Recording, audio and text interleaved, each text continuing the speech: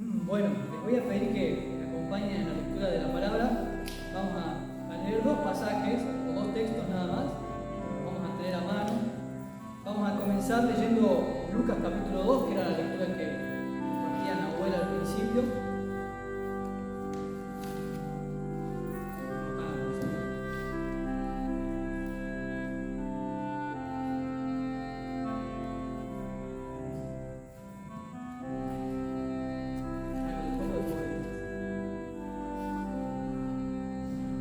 Yo sé que todos nosotros conocemos esto que vamos a leer, entonces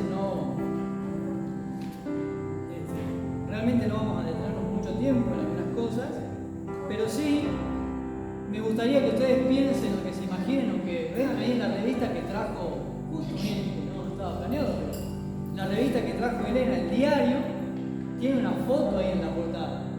¿Cuál es la foto? A ver si la tienen.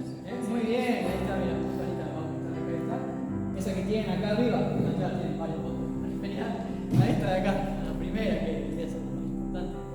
¿Qué es? ¿La foto de qué? Claro, del nacimiento de Jesús. Y claramente nosotros no sabemos si María estaba vestida de azul esa noche, si la manta era tan blanca, difícil investigar así tan blanca. Pero si nosotros no había foto en esa época, y hubiese sido lindo tener alguna foto del pesebre. Yo a veces me imagino cómo hubiese sido si hubiéramos nuestros celulares y sacáramos una foto. Pero nosotros nos podemos imaginar a partir del relato de los evangelios, tenemos una idea de cómo hubiese sido cómo habrá sido ese escenario del nacimiento del Señor. Entonces lo que yo les voy a proponer que ustedes se imaginen ahora, cada uno desde sus posibilidades, cómo ese pesebre, cómo se lo imaginan, a ver si podemos salir un poco de lo que siempre vemos en las películas o incluso en los dibujos, y a ver si nos podemos imaginar, si pudiéramos tomar una foto, una imagen del momento en que Jesús nació. ¿Qué pensamos? ¿Qué imágenes tenemos de Jesús? ¿Cómo fue ese lugar? ¿En qué condiciones estaba? ¿Cómo estaban José y María? Los que somos papás, podemos tomar una imagen a ver de cómo habrá estado José en ese momento. Las mamás podrán imaginarse cómo se habrá sentido María de tener a su bebé en ese lugar. Ahora vamos a leer un poco de eso. ¿Qué habrán pensado ellos? ¿Cómo se habrán sentido? Y vamos a ir completando esto para que veamos que el pesebre en realidad es el establo donde el bebé estaba, así que el establo es un lugar muy particular en la historia de la humanidad. Ningún establo antes ni ningún establo después ha sido tan importante como el de Belén. Entonces vamos a ver si podemos ir armando esta foto. Qué lástima que no tenemos acá un dibujante que vaya haciendo tiempo real el dibujo, salvo que Nati quiera probar, ¿no? Pero sí, vamos a ir armando mentalmente. Vamos a leer Lucas capítulo 2, versículo 7, donde tenemos, claro, aunque parezca obvio, pero tenemos lo más importante del establo, es el establo mismo. Versículo 7. Y dio a luz, está hablando de María, a su hijo primogénito y lo envolvió en pañales. Importante que recordemos que no eran pañales descartables, para que tengamos esta idea. Lo envolvió en pañales y lo acostó en un pesebre porque no había lugar para ellos en el mesón. Un versículo que hemos leído tantas veces, ¿no? ¿A quién le tocó usar pañales de tela? Bien, a mí también. Yo no me acuerdo, pero me cuentan. ¿A quién le tocó lavar pañales de tela? ¿A ustedes les tocó? ¿Pueden contar dentro de lo posible? Bueno, me imagino yo que uno dirá, bueno, es mi hijo, entonces, mi hija, ¿no? Entonces uno le pierde un poquito esa impresión. Pero les cuento que había una joven mamá en Entre Ríos, no sé si nos está viendo porque a veces ellos ven, ella cuenta esto, así que me tomo la licencia, que cuando tuvo su primer bebé, aún con pañales descartables y toallitas, las que vienen con todo ese líquido raro que viene adentro, le daba impresión limpiarlos. ¿No? Y la mamá de ella se le reía porque decía, gasta como 10 toallitas para limpiarlo al bebé porque la agarra así con una impresión. Y le decía a ella, mirá si te hubiese tocado lavar pañales de tela. Bueno, ahora imagínense esa misma situación a los que les ha tocado lavar los pañales de tela, envolver el pañal y demás, pero imagínense esa situación en un establo. ¿Qué hay en un establo? Ahí tenemos para ilustrar, más o menos, obviamente, a grandes rasgos, ¿qué hay en un establo? Animales sin pañal. Hay animales sin pañal. Muy bien. Exacto. ¿Qué más? ¿Cómo? Alfalfa, sí, suponemos que no lo dice la Biblia, pero si pensemos en un establo de Belén de aquel momento, bien, paja, pasto, tierra, y esa es la condición en la que nace el Hijo de Dios. ¿Se han puesto a pensar alguna vez que Jesús pudo haber nacido en cualquier lugar y en cualquier otra situación? ¿O no? Sí, ¿no es cierto? Porque confiamos en Dios y porque vemos en la Biblia, en otros momentos, pensamos por ejemplo en cómo Dios coordinó los eventos para que José llegara al palacio de Faraón, o cómo Dios ordenó el camino de David para que terminara siendo rey después de haber sido pastor de ovejas. Y uno imagina, Daniel, Ezequiel, Esther, un montón de ejemplos, y uno imagina que Dios pudo haber coordinado los eventos para que Jesús naciera en mejores condiciones. Sin embargo, no fue así. Fue la voluntad del Señor, en su providencia que hoy entendemos, que Jesús naciera en ese estado. Y hay algo que es importante que a mí me gustaría recalcar, y es que siempre vemos el dibujito de Navidad o la película de Navidad cuando van José y María con el burrito golpeando la puerta y aparece la gente mala, que generalmente los dueños de los mesones, no sé por qué lo hacen así en los dibujitos, son gorditos y están de mal humor. ¿No les pasó eso? Y va José y María tocando la puerta y sale el dueño del mesón o abre la puerta y los trata mal y dice, no hay lugar acá. Y cierra la puerta. Sin embargo, lo que la Biblia enseña es que no había lugar allí, no era porque los despreciaran a ellos, porque no había una cuestión personal en contra de José y María, sino que todo Palestina se había movilizado y José y María no eran los únicos que habían viajado a Belén, porque había un censo. ¿Se acuerdan? El año pasado, no, este año tuvimos un censo nosotros, donde fue al revés, nadie se podía mover de la casa. Pero en ese momento todos tuvieron que viajar, así que Belén, que era una pequeña aldea, vivió algo muy parecido a lo que le pasó a Qatar durante el Mundial. De repente estaba lleno de gente y la aldea no estaba construida para recibir tanta gente. Era un pequeño poblado, yo sé que esto ustedes lo saben, así que estamos simplemente repasando. Entonces, la verdad es que el hecho de que la Biblia cuente que Jesús haya nacido en un establo no es suficiente para decir que Jesús, José y María eran pobres. Nació en un establo porque las circunstancias los condujeron a ese lugar. Quizás si hubiesen llegado un día antes, probablemente hubiese nacido en un mesón, no lo sabemos. Lo que sí sabemos es que el Señor nace en una situación de pobreza. No sé si estoy siendo claro. ¿Sí? No dice la Biblia que José, María y Jesús fuesen pobres, pero sí dice la Biblia que Jesús nace en una condición de pobreza y de carencia. Entonces nosotros cuando pensamos que Jesús es el Hijo de Dios, una de las cosas que nos preguntamos, o yo me podría preguntar es, ¿por qué Jesús no nació en un palacio donde nacen los reyes? Si Él es el Rey de Reyes. ¿Pudo haber el Señor conducido todo para que María tuviera a Jesús en un palacio? Sí, pudo. A mí no me cabe ninguna duda, pero no lo quiso hacer. ¿Por qué Jesús no nació en el templo? Eso hubiese sido una buena idea para el Hijo de Dios, ¿no? En vez de ir a Belén, ir a Jerusalén y que de alguna manera Jesús naciese en el templo, hubiese sido muy pintoresco que justo el Hijo de Dios naciera en el templo. Y si lo pensamos, Jesús no nació ni siquiera en las condiciones óptimas en las que hubiese nacido cualquier otro bebé. No era común, la gente no tenía bebés en los establos. La situación de Jesús, del nacimiento de Jesús, es muy particular y fue el deseo de Dios. Y enseguida vamos a llegar hacia el por qué eso es así, o qué hay detrás de eso. Pero lo que sí es claro para todos nosotros, me parece a mí, es que Dios en su providencia y en su soberanía guió las condiciones para que Jesús naciera en un lugar de muchas carencias, en un lugar de pobreza, de necesidad, en condiciones muy particulares. Así que tenemos ahí la primera, el fondo donde armar nuestra foto de el nacimiento de Jesús. Y le empezamos a agregar algunos personajes. Vamos a imaginar, porque es muy probable que hubiese allí alguna vaca, algún burro. No dice la Biblia que José y María viajaban en burro, pero suponemos que así debe haber sido. Si no, María embarazada caminando hubiese sido realmente difícil. Así que por lo menos el burro de Jesús, el de José, también estaba en ese lugar. Pero vamos a dejar a los animales afuera por hoy. Vamos a dejar ahí a un costadito. Vamos a pensar en personajes humanos.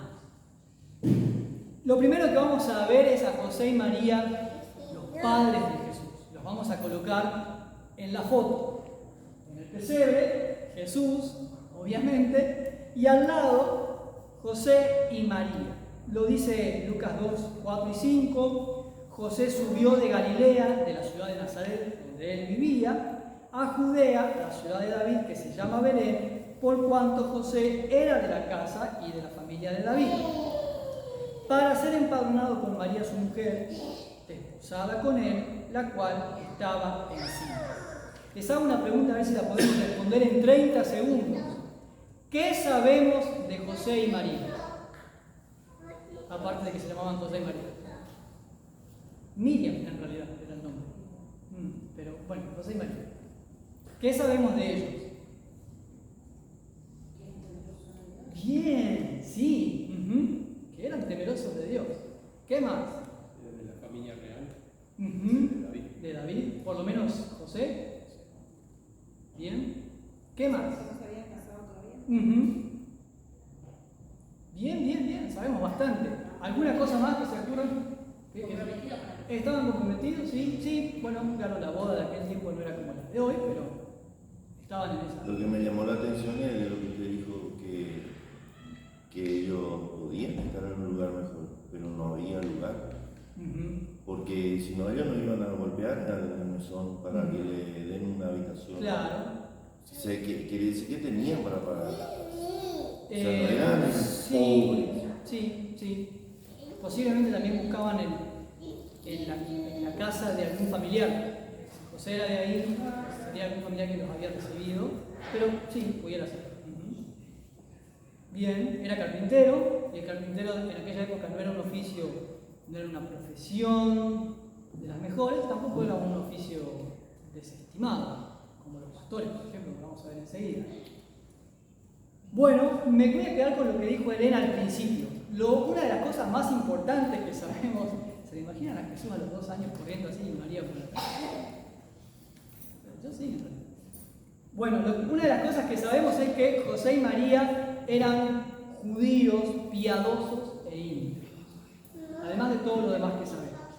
Hay una cosa que a veces no sé si nos hemos dado cuenta, y es que, fíjense el capítulo 1 de Lucas, que tienen ustedes ahí mismo, en la página de al lado o en la misma, desde el versículo 46, se relata que María eleva un canto de alabanza que se conoce históricamente como el Magnificat, porque así empieza en el latín ese versículo. Es un canto que María eleva a Dios al entender el anuncio. Elizabeth la viene a visitar y ella se da cuenta de lo que significa el anuncio del ángel y eleva un canto.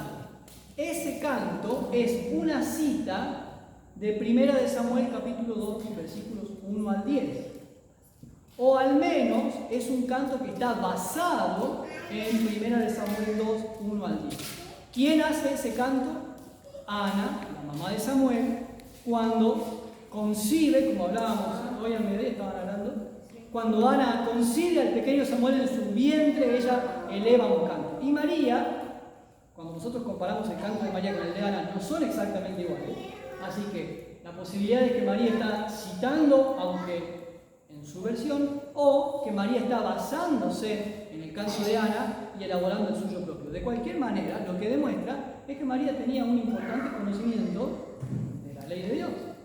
A tal punto que en el momento, por supuesto, está inspirado por el Espíritu Santo, pero en el momento puede citar un pasaje completo del Antiguo Testamento. Yo no sé si todos nosotros podríamos citar, yo no. Fuera del Salmo 23, se hace difícil a veces citar un pasaje completo del Antiguo Testamento, ¿no? O cuando, no sé, tenemos una buena noticia, ¿sí? Y bien. Nos han ayudado mucho las canciones que cantamos que están basadas en la palabra del Señor.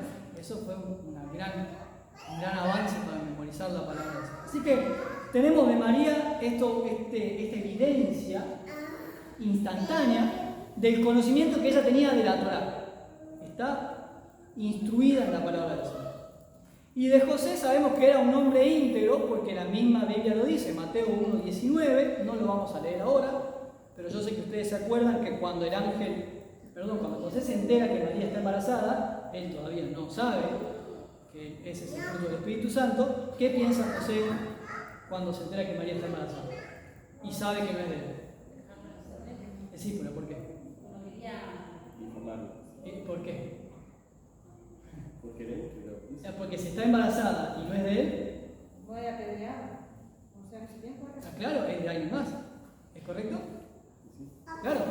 Así que lo que José podía hacer era, según la ley lo habilitaba, denunciarla para que la maten a pedradas. Pero José, que era un hombre íntegro y la amaba, busca divorciarse de ella en secreto para que quede él como culpable, quien la dejó embarazada y la abandonó, en vez de exponer a María a la vergüenza y a la muerte. No sé si nos habíamos dado cuenta del enorme carácter de José al hacer algo así. Ellicott comenta sobre José. La verdad que la Biblia no nos dice mucho acerca de José. Parece que murió cuando Jesús era muy joven. Pero la visión que se nos da del carácter de José es de singular ternura y belleza. Barnes, por otro lado, dice: es digno de nuestra consideración que Jesús nació pobre, no heredó un estado principesco, no fue acunado como muchos en un palacio, no tenía amigos ricos, tenía padres virtuosos y piadosos, de más valor para un niño que muchas riquezas. Feliz es ese niño que, ya sean ricos o pobres, tiene un padre y una madre piadosos. Esto es realmente valioso y es realmente importante. José y María son un buen ejemplo de una familia cuya verdadera riqueza está en su vida espiritual, en su vida devocional. Son un verdadero ejemplo de cómo se puede carecer de muchas cosas, pero tener lo más importante. ¿Cómo podemos llegar a situaciones tan críticas como tener a nuestro hijo en un establo, pero ser al mismo tiempo un hombre y una mujer tan piadosos, tan devotos y tan llenos de Señor? Lo cual, por supuesto, a mí me lleva también a pensar en el contraste, en qué hubiese sido o cómo hubiera sido la situación. Esto, por supuesto, que es un juego. Si José y María hubiesen tenido todo, pero no se nos dijera de ellos que fueron piadosos. Que José hubiese sido tal vez un príncipe o un principal del pueblo, pero no haya sido un padre que educara con el ejemplo al pequeño Jesús. O que su carácter tuviera fallas serias, que tratara a María de una manera en que la deshonrara. O si María hubiese tenido mejores condiciones para tener a Jesús, pero si nos dijera la Biblia que no supo guiar al Señor en sus caminos, que no supo instruirlo en la palabra. ¿Se imaginan cómo sería eso? Sería algo muy parecido a lo que leemos de Elí, el sacerdote del Antiguo Testamento. Así que tenemos a José y María un buen ejemplo y una buena meta, nosotros los padres, un buen criterio para medir cuáles son nuestras prioridades. Los que van a ser padres, para que lo vayan pensando todavía antes, ¿no? Realmente, ¿cuáles son mis prioridades como papá, como mamá? Que si se escribiera hoy algo así como Lucas, que era un hombre íntegro, cuidó a su esposa y la preservó de la vergüenza de sus vecinos. O de la suegra. Pero mi esposa se lleva muy bien con mi hermano. Vamos a ir agregándoles otros personajes para ir completando este cuadro, y lo tenemos en Lucas capítulo 2, versículo 8. ¿Quiénes son?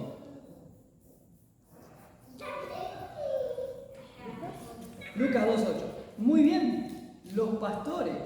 Había pastores en la misma región que velaban y guardaban las vigilias de la noche sobre su rebaño. No vamos a detenernos mucho en quiénes eran los pastores ni por qué estaban ahí, porque ya se ha hablado mucho sobre el tema, pero sí quiero que pensemos en que los primeros en recibir el anuncio del nacimiento fueron los pastores que estaban en el campo. Obviamente después de José y María, claro. Los primeros en recibir el anuncio fueron los pastores. Los primeros en adorar al Mesías fueron los pastores. Los primeros en quienes se cumplen las palabras de María en el Magnificat son los pastores. Miren que tienen al lado Lucas capítulo 1, versículos, vamos a leer desde el versículo 50, miren lo que dice María. Voy a leer una versión internacional. De generación en generación se extiende su misericordia a los que le temen. Hizo proezas con su brazo, desbarató las intrigas de los soberbios. De sus tronos derrocó a los poderosos, mientras que ha exaltado a los humildes. A los hambrientos los colmó de bienes, y a los ricos los despidió con las manos vacías. Y esa profecía, ese canto que está elevando María, tiene su cumplimiento inmediato en estos pobres pastores del campo, que son los primeros en recibir la gloria, la gracia, la riqueza del anuncio del nacimiento del Mesías. Uno de los comentarios sobre este texto nos recuerda que entre los judíos de aquel tiempo, ser pastor era un trabajo no de los peores que podían desarrollar, pero casi.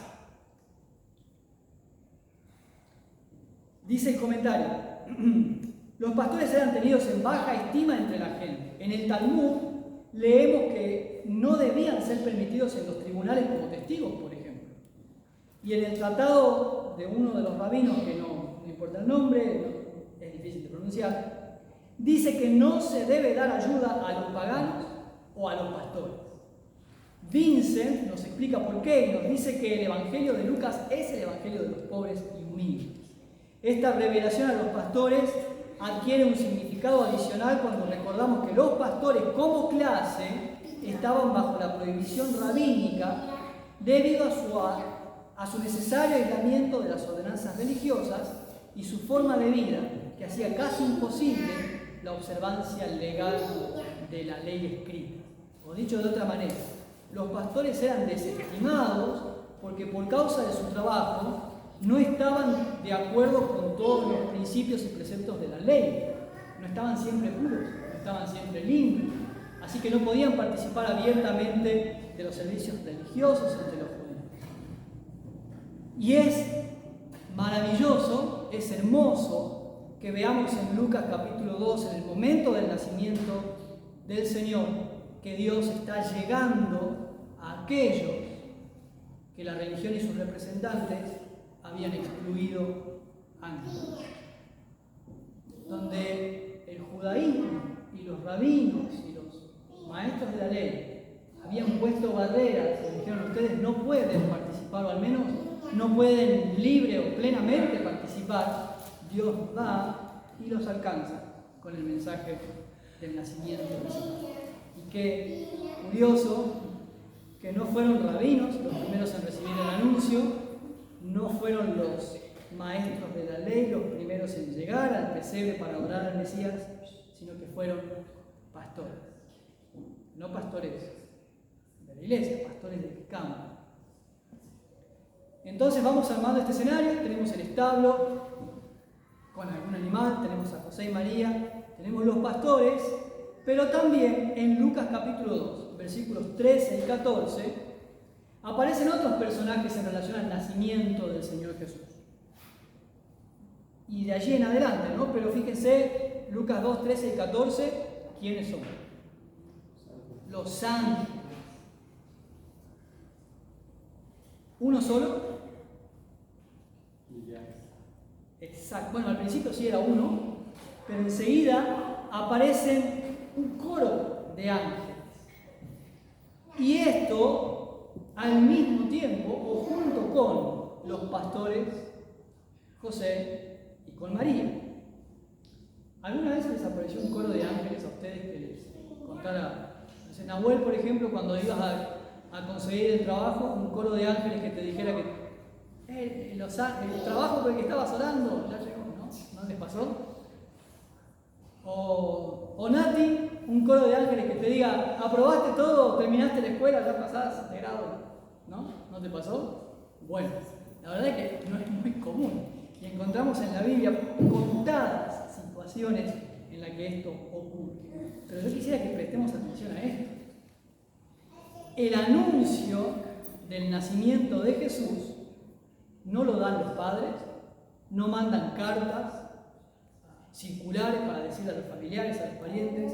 El anuncio no lo da un edicto real, hubiese sido también muy importante que así sucediera, pero el anuncio del nacimiento de Jesús lo da nada más y nada menos que un coro de ángeles que eleva un canto. El versículo 14 es un canto hermoso: gloria a Dios en las alturas y en la tierra, depende de la traducción que tenga, la traducción más precisa sería paz a los hombres que han gozado o que están gozando de la buena voluntad.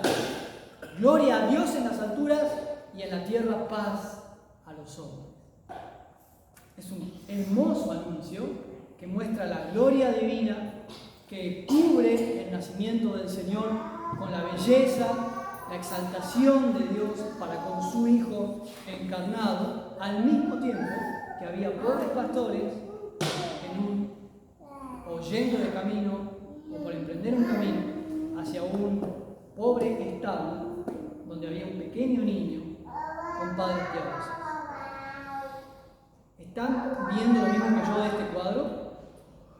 Lo que yo estoy viendo es que hay una escena, un escenario donde hay una situación de carencia con gente pobre que nadie creería que podrían gozar de estas bendiciones, y también la gloria de Dios manifestándose allí.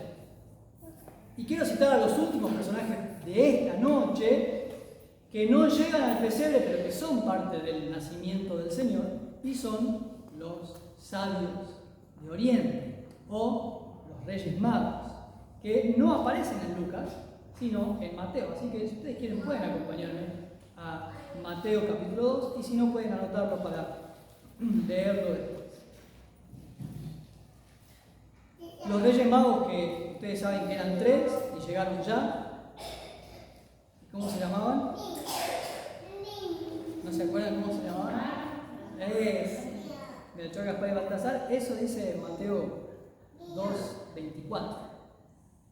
No, esa no lo dice la Biblia, esa es parte de la tradición. Y como ya metí la pata una vez hace mucho tiempo predicando un mensaje sobre los sabios de Oriente, y había chicos que todavía estaban esperándolo, a mí no voy a decir nada por las dudas porque no sé. Pero hay algo muy hermoso, habría que predicar un mensaje entero acerca de los sabios de Oriente, pero la llegada de los sabios es un milagro en sí mismo. Miren, estos sabios, o magos, no eran judíos. La verdad es que no sabemos si eran 3. La idea de que eran 3 es por los regalos, pero podrían haber sido 2, 15, 150, no sabemos. Sabemos que eran magos, sabemos que venían del Oriente, probablemente eran caldeos, pero ellos no eran judíos. Y quiero que piensen conmigo en esto. Los judíos estaban esperando al Mesías porque el Mesías les fue prometido. Pero esta gente, ¿por qué estaban esperando al rey de los judíos?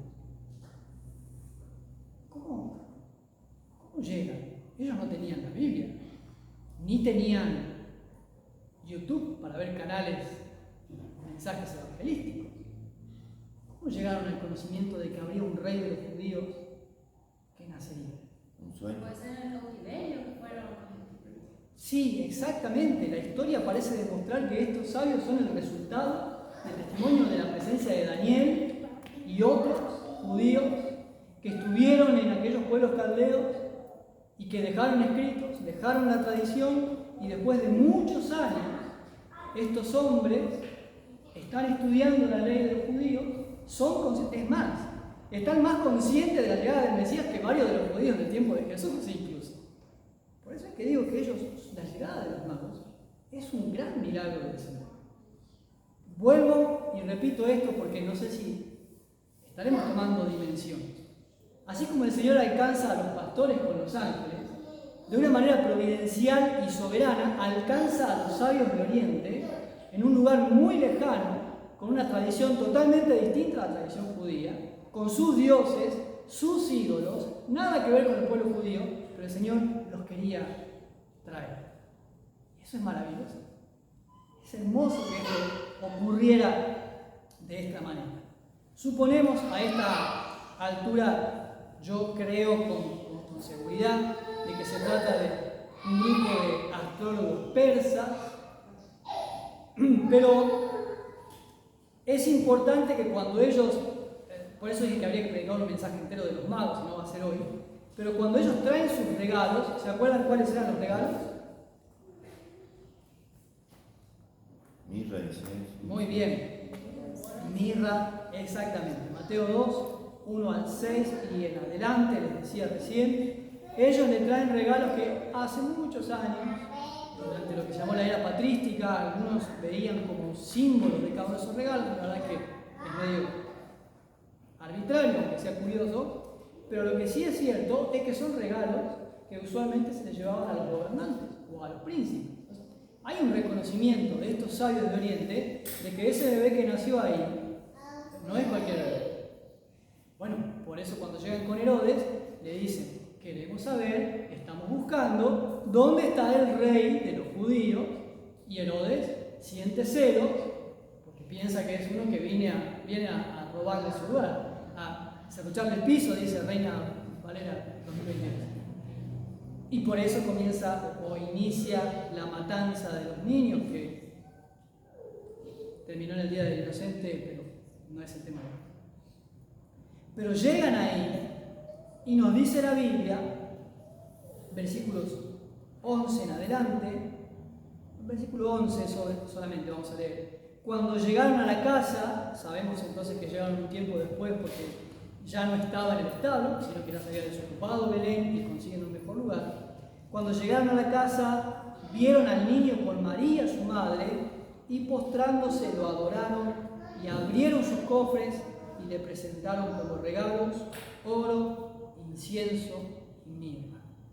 Los reconocen, se postran. Ustedes ya todos saben que postrarse en la Biblia es un símbolo de reconocimiento, de adoración. Ellos están entendiendo que ese bebé es un bebé importante. Yo no sé, porque la Biblia no lo dice, si los sabios entendieron realmente el Evangelio para salvación. No lo sé, yo creo que podría ser. Pero lo que sí es cierto es que ellos están reconociendo que ese es el rey de los judíos profetizado hace mucho tiempo. Y llegan y lo honran.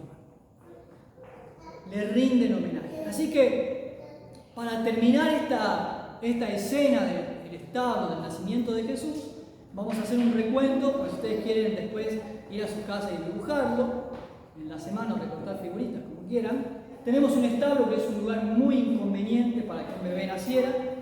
Tenemos a José y María, estos padres judíos que llegan a una situación de escasez apremiante, aunque realmente piadosos. Tenemos a los pastores que son una clase baja, muy baja de Israel. Y también tenemos allí, en torno al nacimiento de Jesús, ángeles, un coro, millares de ángeles, y sabios del Oriente que se acercan con costosos regalos a reconocer al rey de los judíos, al Hijo de Dios.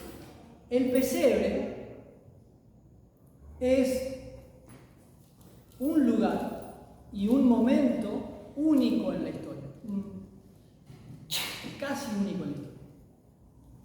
el pesebre es el primer lugar y el pesebre es el primer momento donde en Cristo, que acaba de nacer ahí, se están uniendo, se puede ver la pobreza, la necesidad y la miseria humana y al mismo tiempo la gloria de Dios, llegando a esa pobreza y a esa necesidad. El pesebre es el primer lugar donde eso ocurre. En Cristo, los pobres reciben un glorioso anuncio. En Cristo, en el pesebre, es el primer lugar donde vemos que no hay división de clases, porque llegaron hasta el nacimiento de Jesús los pobres y los ricos. Vemos que no hay división racial, es el primer lugar donde llegan a la salvación los judíos y los gentiles. El pesebre es un lugar único en la historia porque es el primer lugar donde empiezan a darse los resultados del Evangelio, que es encarnación, como lo dice Justo González. Vemos esa gloria del Señor llenando, cubriendo, si se me permite el término, adornando las carencias de la vida terrenal de José y de María, y las transforma para siempre. Ellos nunca más van a ser los mismos. Ni José, ni María, ni los pastores. No significa que dejaron de ser pastores de ovejas. Probablemente todos ellos murieron siendo pastores de ovejas, pero ellos recibieron el anuncio del Mesías prometido, que había llegado. Ellos vieron la gloria de Dios, escucharon el canto de los ángeles anunciándoles que aquello que Miqueas, Isaías y todos los profetas habían dicho se estaba cumpliendo en ese momento. Pudieron ver de esa manera. Aunque su circunstancia no cambiara, ellos habían cambiado. Y digo que es un lugar único en la historia porque, a ver si me perdonan lo que voy a decir, y después se los explico. En el momento del nacimiento de Jesús, ese pesebre era el lugar más glorioso del mundo. En el momento, es el Hijo de Dios, el Verbo, leyó Nahuel al principio en Juan capítulo 1, el Verbo que estaba desde el principio con Dios y que era Dios, la luz eterna que brilla desde el principio, se encarnó y nació en ese pesebre. Y fue el único lugar donde nació el Hijo de Dios. Ese pesebre era en ese momento más glorioso que el palacio de Herodes, era más glorioso que el templo que estaba en Jerusalén. No porque el pesebre fuera lujoso, sino porque quien lo habitaba lo convertía en un lugar glorioso. Después de Jesús, el pesebre volvió a ser pesebre. Antes de Jesús, ese pesebre era un pesebre. Sin Jesús, ese pesebre nunca hubiese sido el pesebre. Con Jesús, por Jesucristo, es que hoy nosotros tenemos recuerdos, que no los adoramos, por supuesto, pero montamos pesebre, montamos estatuas en nuestra casa, más grande, más chiquito, al pie del arbolito, arriba del chifonier que tiene guerra. Recordamos que hubo un lugar donde la gloria de Dios se encontró por primera vez con la miseria del hombre. Ustedes me pueden recordar, pero ¿cómo puede ser? Mucho antes de Jesús, Dios ya había actuado en la historia de la humanidad. Claro que sí, en eso estamos todos de acuerdo, pero nunca, como fue con Jesús, ni a partir de Jesús. Estos días charlábamos con las chicas acerca de Hechos de los Apóstoles y me decían qué lindo debe haber sido para los discípulos haber caminado con Jesús y haberlo visto y charlar con él y escucharlo hablar. Y le digo, sí, la verdad que sí, pero nosotros tenemos la presencia de Cristo en nosotros. Bueno, los discípulos fueron los únicos en la historia que lo vieron y luego lo tuvieron en sí mismos. Pero pensemos en David, a quien admiramos como un ejemplo, el rey David del Antiguo Testamento. Él no tuvo la presencia del Espíritu Santo en él, como la tenemos nosotros. José de los sueños, no tuvo la presencia de Cristo por el Espíritu en él. En el Antiguo Testamento el Espíritu Santo venía sobre la gente. Esther, o Abraham, o Moisés, aunque han sido grandes héroes de la fe, ninguno de ellos tuvo lo que tenemos nosotros: la presencia del Hijo de Dios en nosotros. Y en esto es que yo, mi esposa, ustedes, espero que mis hijas, nuestra familia, nos parecemos al pesebre, la iglesia.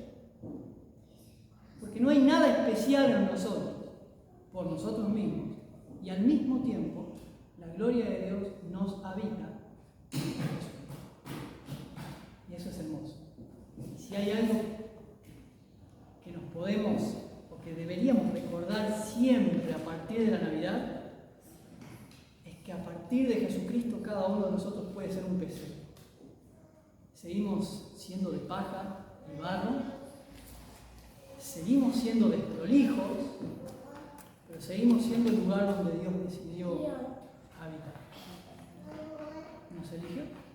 Pudo haber sido otra circunstancia, y sí, quizás, ¿qué te parece si el Señor dijera: mira, yo voy a habitar en tu vida cuando cambies, cuando seas el mejor papá posible? Jamás vendría. Si me dijera: yo voy a habitar en tu vida cuando seas el mejor esposo posible, nunca lo recibí. Me dio un pesebre y quiso ver. Y esto es maravilloso. El pesebre es el lugar donde se encuentran la miseria, la pobreza humana y la gloria del Señor. Nosotros tenemos que ser conscientes de esto. Es un equilibrio que nos tiene que ayudar a vivir de manera coherente con la salvación que recibimos de nuestro Señor. Si caemos en uno de los dos extremos, igual vamos a cometer un error. Si yo siempre pienso solo en que la gloria de Dios habita en mí y me olvido de quién soy sin Dios, voy a caer en un grave error de los que a veces uno comete o escucha. Olvidarme que si no fuera por el Señor, yo no sería nada. Si no fuera por el poder de Dios en mi vida, yo no podría nada, yo no tendría nada. Bueno, sí, en realidad podría tener algún cargo en la empresa, un cargo político, incluso podría llegar a ser presidente de Argentina, pero no significa nada si no fuera por el Señor. El otro extremo es que yo me acuerde siempre que soy un pesebre y me olvide de que me habita la gloria de Dios. Si me olvido de eso, entonces seré desagradecido o negligente con la presencia de Cristo en mi vida, olvidándome que Dios está formando el carácter de Cristo en mí, que Dios está llevándome progresivamente a ser la persona que Él quiere que yo sea, que el Espíritu Santo habita en mí y por lo tanto puedo y entonces debo honrarlo en todo lo que hago. Así que este es el desafío que la Navidad nos presenta para el resto de nuestra vida. Acordarnos que yo soy un pesebre. Soy pobre por mí mismo y rico en el Señor. Soy débil por mí mismo y fuerte en el Señor. Soy pequeño por mí mismo y grande en el Señor. No tengo nada en mí mismo y lo tengo todo en el Señor. Espero que podamos ser pesebres y que no corramos detrás de cosas que parecen gloria, que nos proponen la gloria, pero que al final son solamente ilusiones pasajeras. Así que quiero invitarles a que podamos orar.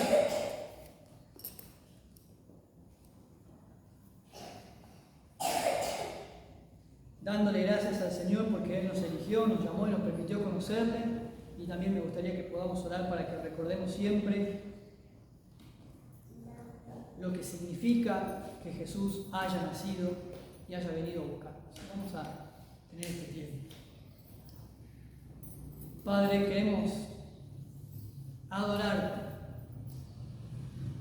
en esta noche, en esta jornada, en nuestras vidas.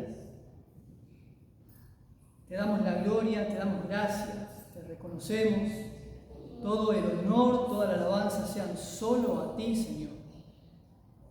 Porque decidiste venir a buscarnos, a salvarnos, a perdonar nuestros pecados, no porque somos buenos, no porque hicimos cosas buenas, sino porque tú eres bueno, porque nos has amado aún desde antes de que naciéramos y nos viste en nuestra pobreza, en nuestra miseria, en nuestras faltas, en nuestro dolor. Llegaste a nuestras vidas en el momento oportuno y nos llamaste tus hijos. Gracias. Señor, yo no quiero que la Navidad sea solamente un recuerdo de lo que pasó, sino que sea un compromiso a vivir en el presente y en el futuro de una manera diferente. Recordar quién soy en Cristo y recordar lo que quieres para mí.